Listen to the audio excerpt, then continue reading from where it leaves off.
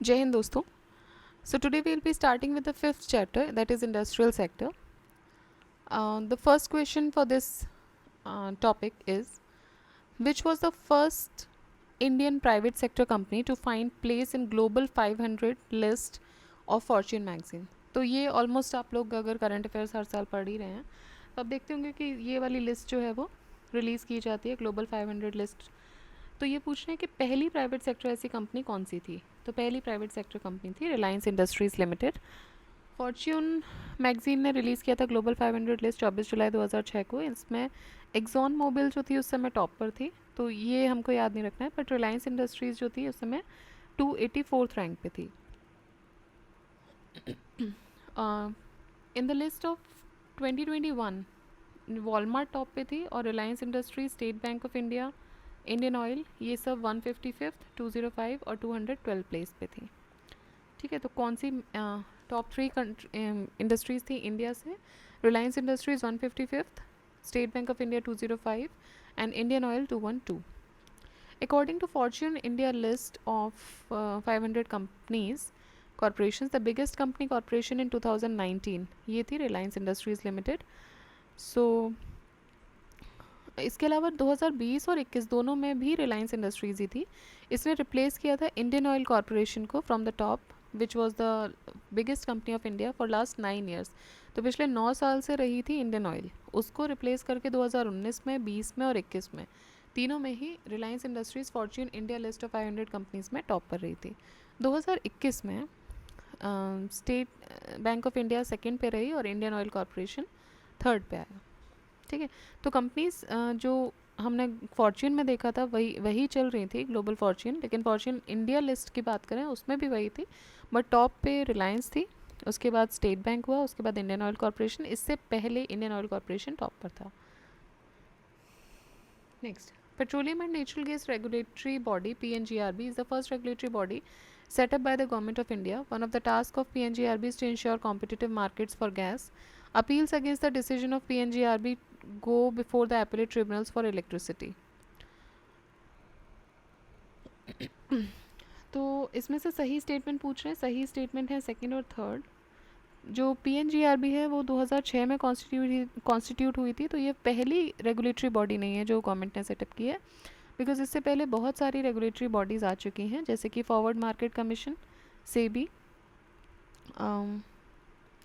IRDA, ये सब इससे पहले ही सेटअप हो चुके हैं. PNGRB एक्ट 2006 के हिसाब से it provides for the establishment of petroleum and natural gas regulatory board to protect the interest of consumers and entities engaged in specific activities जो कि रिलेटेड होंगी पेट्रोलियम से, पेट्रोलियम प्रोडक्ट से और नेचुरल गैस से. साथ ही साथ ये कॉम्पिटिटिव मार्केट को भी प्रमोट करेंगे and for the matters connected therewith. The statement 2 correct हो जाता है. स्टेटमेंट 3 भी करेक्ट है, because according to article 30 of this act the appellate tribunal जो कि इस्टेब्लिश हुआ है under the section 1110 of electricity act 2003, वो एपेलेट ट्रिब्यूनल रहेगा. अगर इससे रिलेटेड मतलब कोई भी इशू आता है तो एपेलेट ट्रिब्यूनल इसके लिए कौन सा होगा, जो कि सेटअप किया गया है इलेक्ट्रिसिटी एक्ट के अंतर्गत, तो वो इसको देखेगा.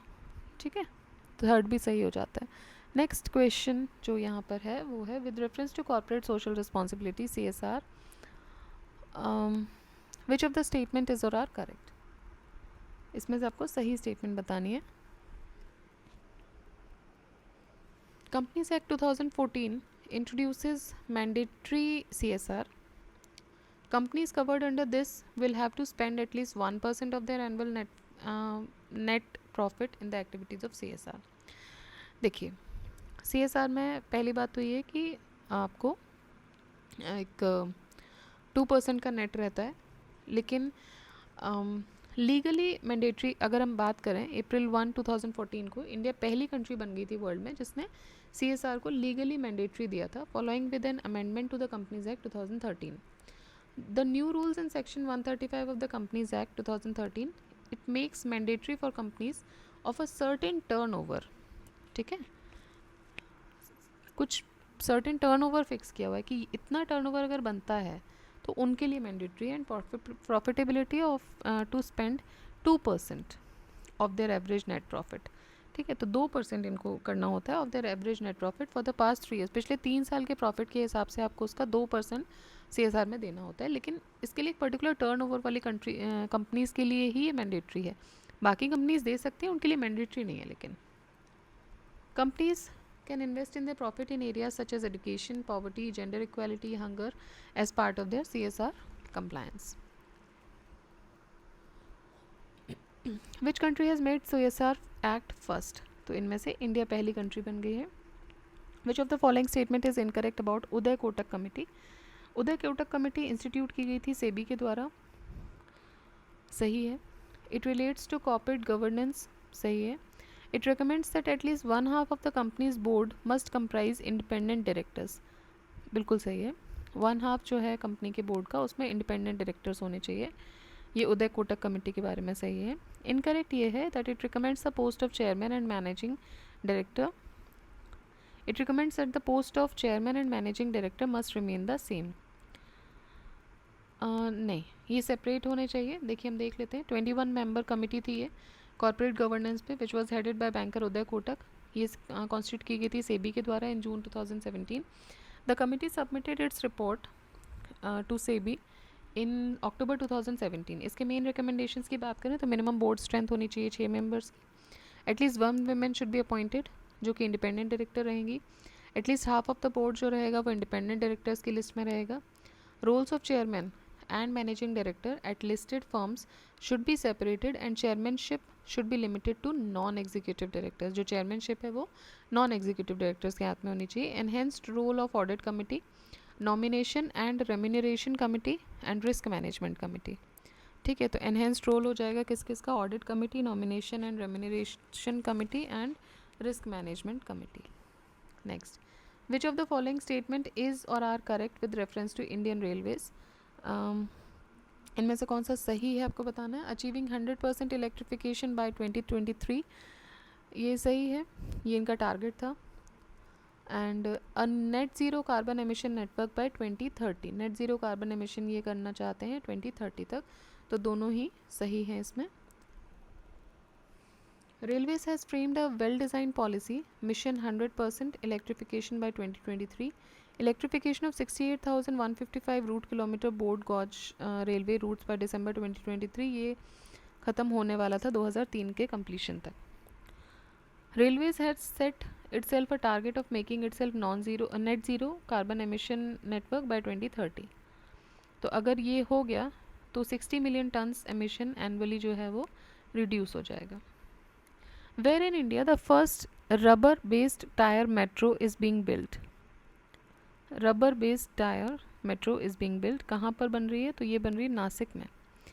A rubber-tired metro is a form of rapid transit system that uses a mix of road and rail technology।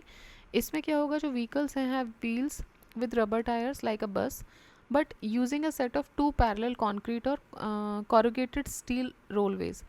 तो टायर्स तो इनके बस की तरह ही रहेंगे, बट उसमें साथ में कंक्रीट या कॉर्पोरेटेड स्टील रोलवेज लगे होंगे और उनका विड्थ जो होगा वो टायर के बराबर होगा।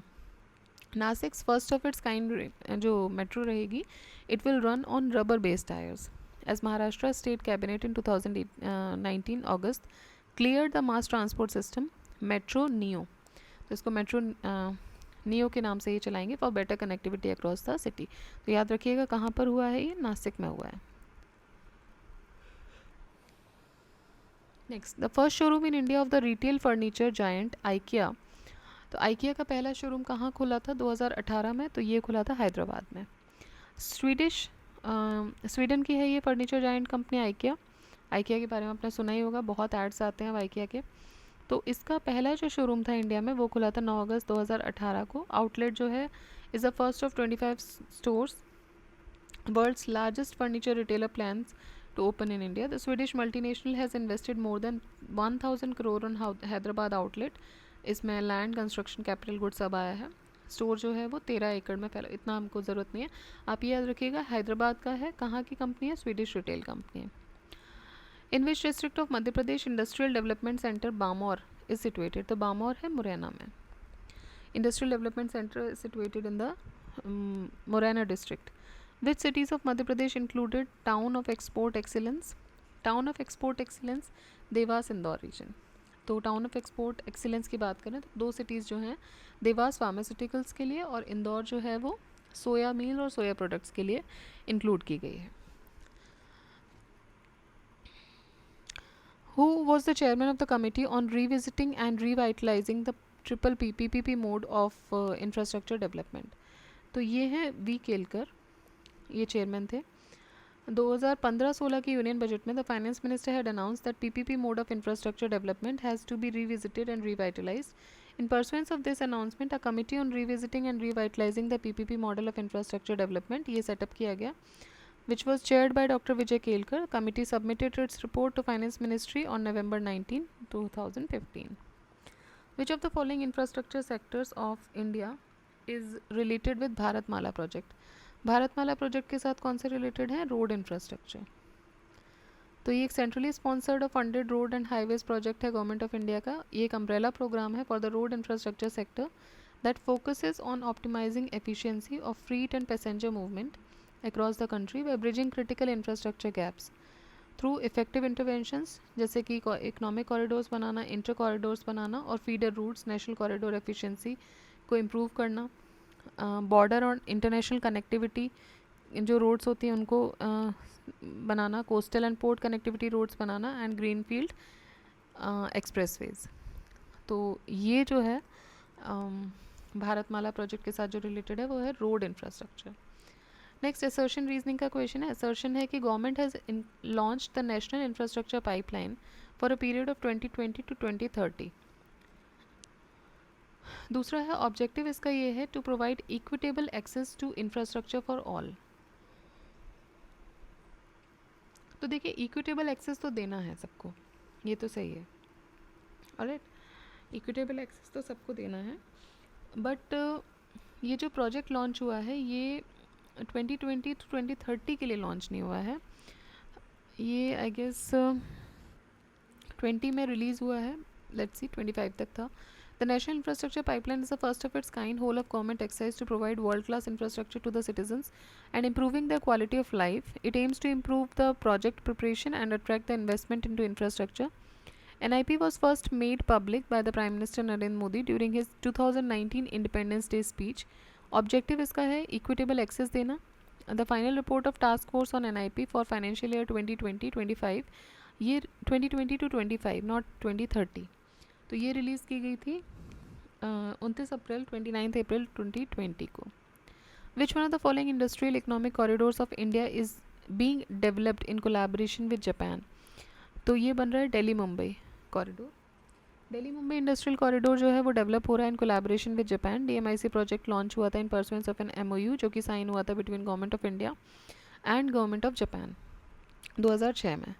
Japan is also providing assistance in Chennai Bengaluru industrial corridor. Among other things which one of the following was the purpose for which the Deepak Parekh committee was constituted? तो दीपक पारेख कमेटी बनाई गई थी to suggest measures to reduce the physical deficit. जो physical deficit बढ़ रहा था उसको reduce कैसे किया जाए उसके लिए मेजर्स, उसके लिए सजेस्टिव मेजर्स देने के लिए दीपक पारेख कमेटी का गठन किया गया था और इसको 2006 में बनाया गया था। Committee in its report submitted in May 2007 has stated that there are macro economic and industrial constraints. Financing infrastructure की अगर बात करें तो उसमें दो कॉन्स्ट्रेंट्स हैं, एक तो मैक्रो इकोनॉमिक कॉन्स्ट्रेंट है और एक इंडस्ट्रियल कॉन्स्ट्रेंट है।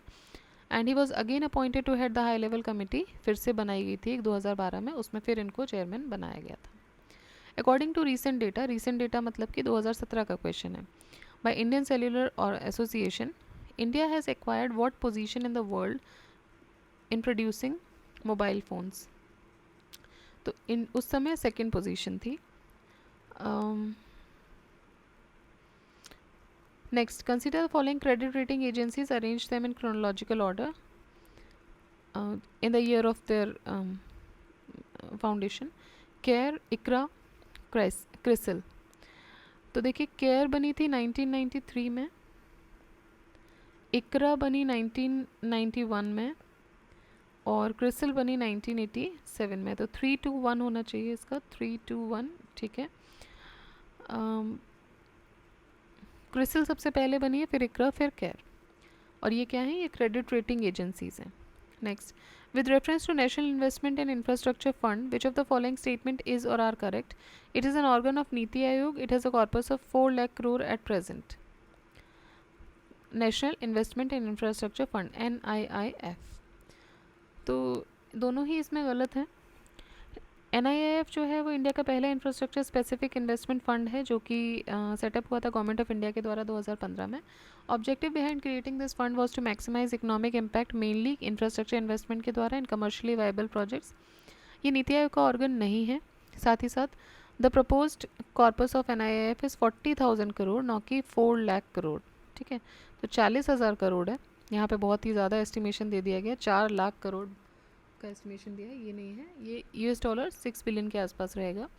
वाइल इनिशियल ऑथराइज कॉर्पस जो था वो 20,000 करोड़ ही था, जो कि रेज किया जाएगा टाइम टू टाइम, जैसा कि मिनिस्ट्री ऑफ फाइनेंस डिसाइड करेगी।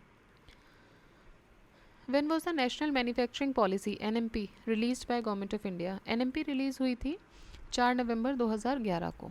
नेशनल मैन्युफैक्चरिंग पॉलिसी, ऑब्जेक्टिव ये था कि जो मैन्युफैक्चरिंग का शेयर है जीडीपी में उसको बढ़ाया जा सके 25% तक with in a decade and 100 million jobs create किए जा सकें। एमपी का एम है to increase the manufacturing sector growth to 12 to 14% over the medium term and to enhance the global competitiveness of Indian manufacturing through appropriate policy support.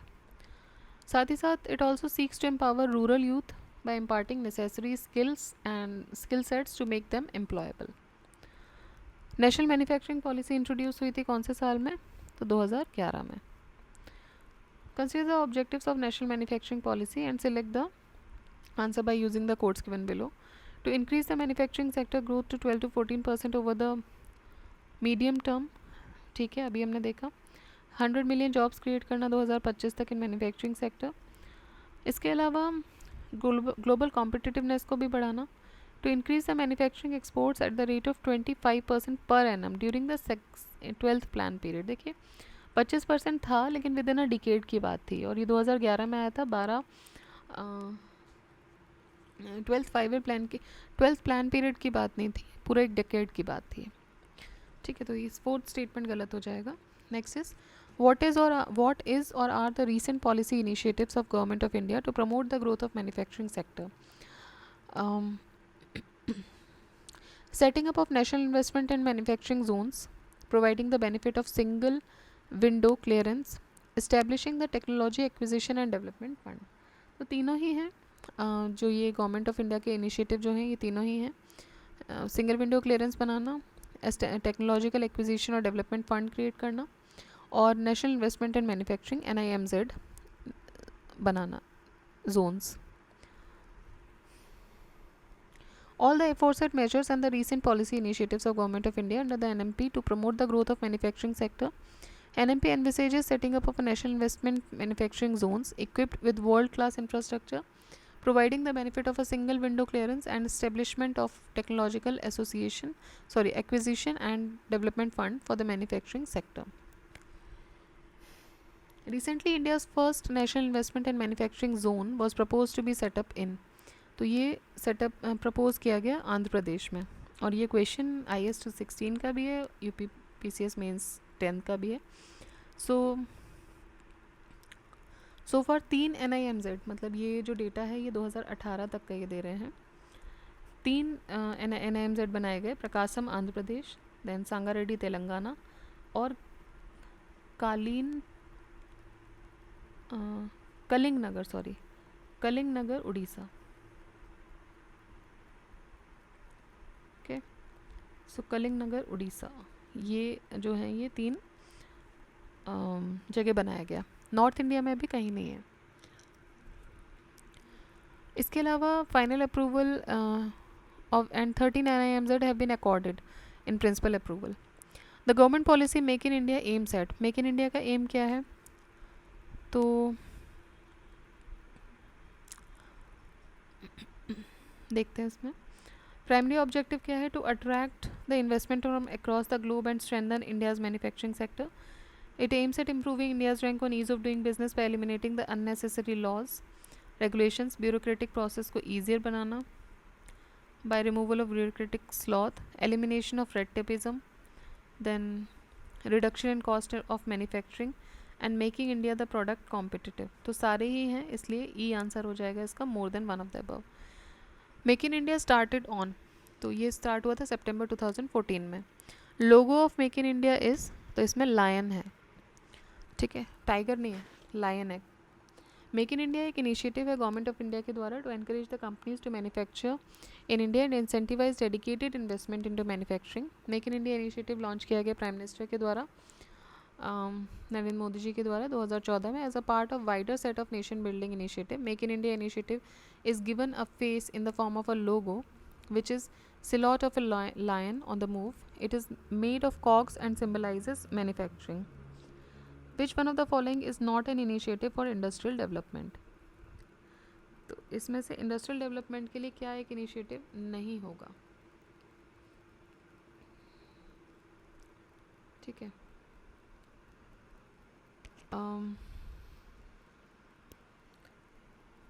Digital India जो है, it is not an initiative for industrial development. Make in India है, ease of doing business है, startup India है।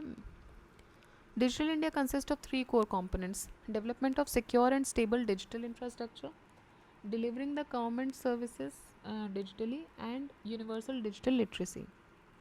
Specific requirements of the startups can be fulfilled through, specific requirements angel investors के through भी हो सकती है, venture capital के through भी हो सकती है, और क्राउड फंडिंग के थ्रू भी हो सकती है, ठीक है। तो all of the above answer हो जाएगा इसका।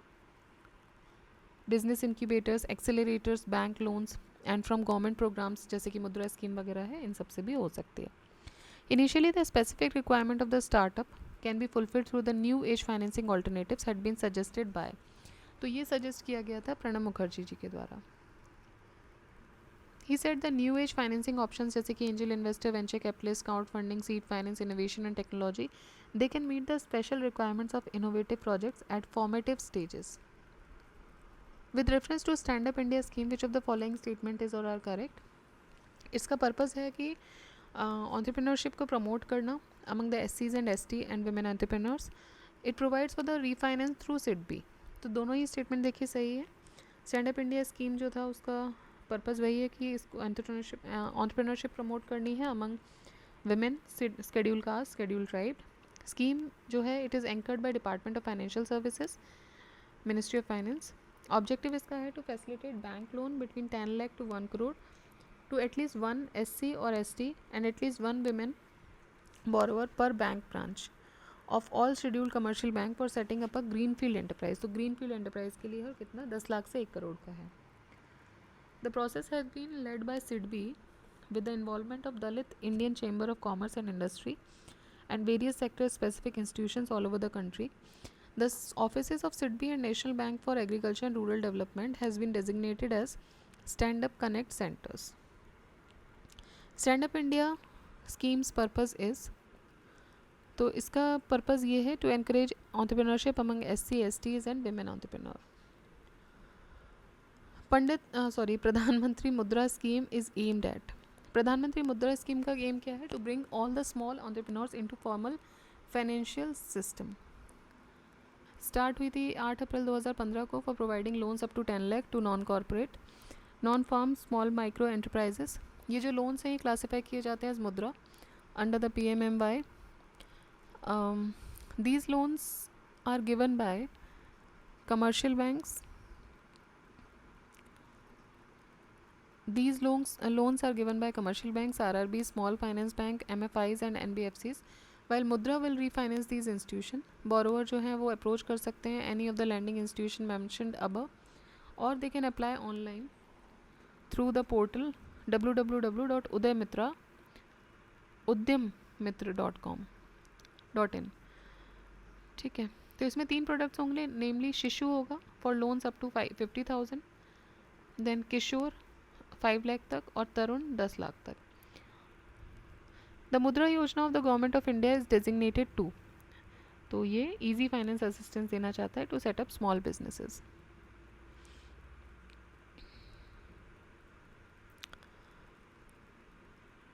How much loan will be granted by banks under Pradhan Mantri Mudra Yojana for industry, business and services under Kishore Enterprises?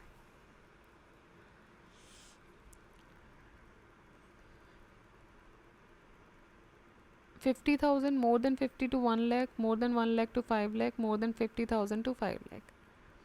So D इसका ऑप्शन होगा. हमने देख ही लिया है, शिशु, किशोर और तरुण 3 होते हैं, तो ये 50 to 5 lakh तक इसका रहेगा. With reference to Quality Council of India (QCI), consider the following statement. QCI was set up jointly by Government of India and the Indian industry. Chairman of QCI is appointed by Prime Minister on the recommendation of the industry to government. So दोनों ही इसमें सही है. Jointly ये government of India साथ ही साथ Indian industry करती है, मतलब प्राइवेट और गवर्नमेंट दोनों सेक्टर इसको कर रहे हैं. दूसरा है कि जो चेयरमैन है QCI के, वो अपॉइंट किए जाते हैं किसके द्वारा? प्राइम मिनिस्टर के द्वारा. और रिकमेंड कौन करता है? Of the industry to the government. Next question. What is the correct chronological sequence of the following enactments in India? MRTP act. So MRTP हुआ था 1969 में. Industries development and regulation act 1951 में आया था. FERA 1973 and minimum wages act 1948. Next question. Assertion and reasoning. देखिए, in the past assertion में बोल रहे हैं कि in the past few years there is a lot of merger and acquisition going on in industrial sector. तो 2004 का ये question है. ये इसमें कह रहे हैं कि भी पिछले कुछ सालों में बहुत ज़्यादा मर्जर और एक्विजिशन चल रहा है इंडियन इंडस्ट्रियल सेक्टर में. रीज़न उसका दे रहे हैं that there has been considerable dilution in the MRTP act provision. ठीक है, तो दोनों ही सही हैं. देखिए, इंडियन एंटरप्राइजेज जो थे दे वर सब्जेक्टेड टू रिस्ट्रिक्शंस थी. आपको पता है LPG के आने से पहले 1990s तक. फिर 1991 में LPG रिफॉर्म्स आए, उससे इन्फ्लुएंस हुआ the functioning and governance of Indian enterprises, और जिसकी वजह से एडॉप्शन हुआ different growth and expansion strategies का. इसमें क्या होता है कि मर्जर और एक्विजिशंस भी एक कॉमन फिनोमेना बन गया. जो फंक्शनल इंपॉर्टेंस थी मर्जर एंड एक्विजिशंस की, it has been going on a sea change since liberalization in India. और 2004 में ये क्वेश्चन पूछा गया, मतलब अराउंड एक डेकेड का ये इसमें सिंक्राइज किया गया होगा. सो MRTP एक्ट जो है वो बनता है 1969 में. एंड दूसरे और लीगल जो लेजिस्लेशंस हैं they have been amended paving way for a large business group and foreign companies to resort to the merger and acquisition rule for growth. Further SEBI के रेगुलेशंस जो थे 1994 और 97 के, वो भी नोटिफाई किए गए. Decision of the government to allow company to buy back their shares, all these developments have influenced the market for corporate control in India.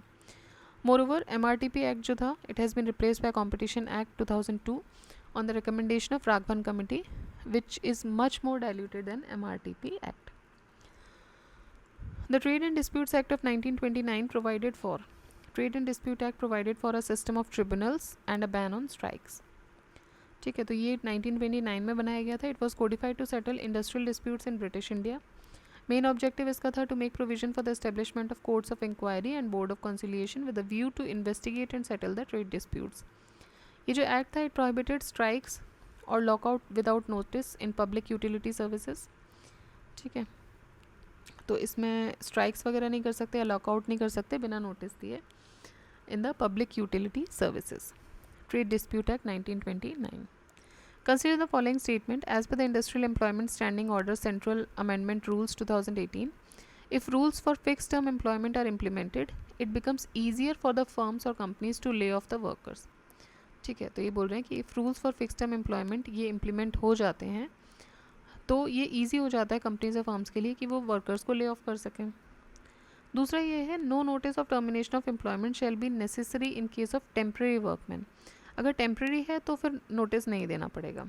So as ये दोनों ही सही हैं. As per the industrial employment standing orders central rules 2018, a fix term employment workman is a workman who has been engaged on the basis of a written contract of employment for a fixed period. ये भी बोलता है that no workman employed on a fixed term employment basis as a result of non-renewal of contract or employment on its expiry shall be entitled to any notice or pay in lieu thereof अगर services terminate की जाती हैं. तो fix term employment में for all sectors ये easy बना देगा firms के लिए to hire and fire work along with the reducing role of middle man. साथ ही साथ no notice of termination of employment shall be necessary in case of temporary workmen, whether monthly rated or weekly rated or piece rated, and probationers और बदली workmen. तो इसके case में आपको कोई नोटिस नहीं देना पड़ेगा टर्मिनेशन के लिए. तो ये जो 2 डेवलपमेंट्स थे ये आए थे industrial employment standing order central amendment rules से।